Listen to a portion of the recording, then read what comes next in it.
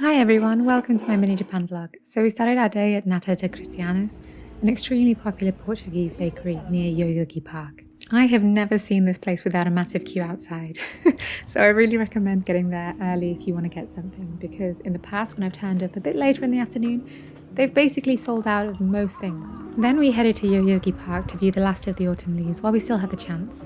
There were also so many crows in the park that day, you can probably hear them in the background. Japanese crows are super loud and they're also super huge. I was quite shocked the first time I saw one up close. Because we went quite late in autumn, a lot of the leaves had already fallen, but there were still lots of pretty colourful trees. Then we decided to take a rest near the pond to sample our Portuguese delights. So we bought quite a few things from there. We got a chicken pie or an empada de frango, which was super flaky and savoury.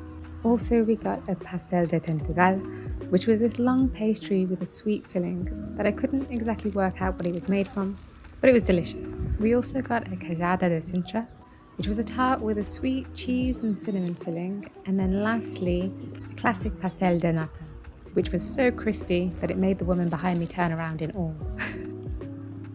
Next time we go, I'm definitely going to get my all-time favourite cake, which is pão de ló. If you've never tried it, I urge you to find your closest Portuguese bakery and go buy it right now. It's quite a large cake though, so we might have looked a little bit strange devouring a whole cake to ourselves in a park, which is why we decided next time. I also quickly just want to apologise for most likely butchering those Portuguese pronunciations. And then it was time to move on to our next destination, Marunouchi. There was a gorgeous row of golden ginkgo trees which lined up perfectly to see Tokyo Station at the end. As I said, we were a little bit late in the season though, so I can imagine that a couple of days before this it was even prettier. If you can't already tell by the gloriously maintained trees and lawn, our next place to visit was the Imperial Palace. So the last time that I came here was about 3 years ago, and at that time the inner gardens of the palace weren't open for the general public. They're not always open, but I'll pop some links down below if you're interested in having a look and checking out what times and dates you can go visit.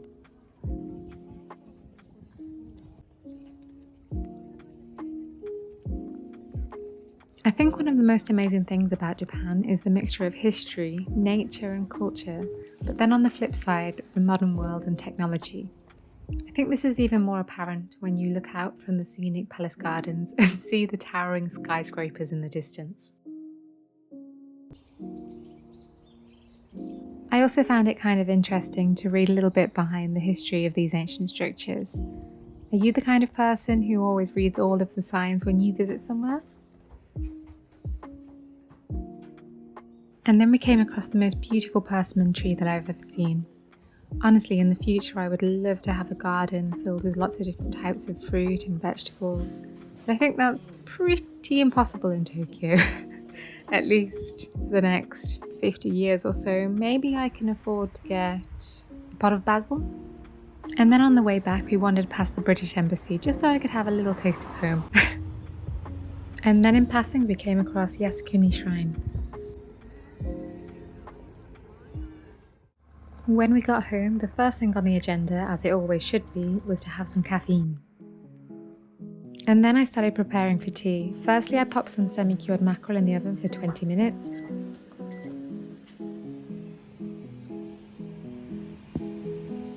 And whilst that was cooking, I prepped for miso soup by soaking some abarage in boiling water just to remove the excess oil. And into some boiling water went our dashi tea bag.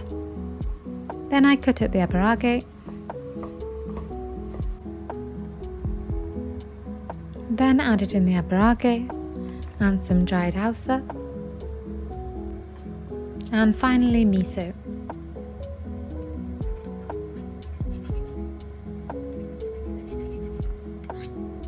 And then for our next side dish I made a quick sauce for a stir fry, starting with sugar, soy sauce,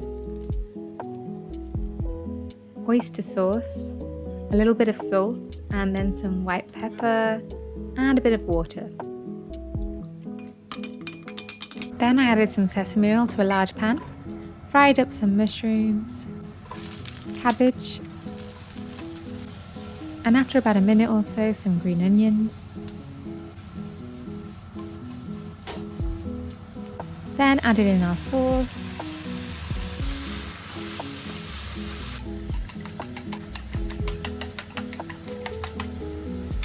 And lastly, some beaten eggs, which I cooked for only about 30 seconds.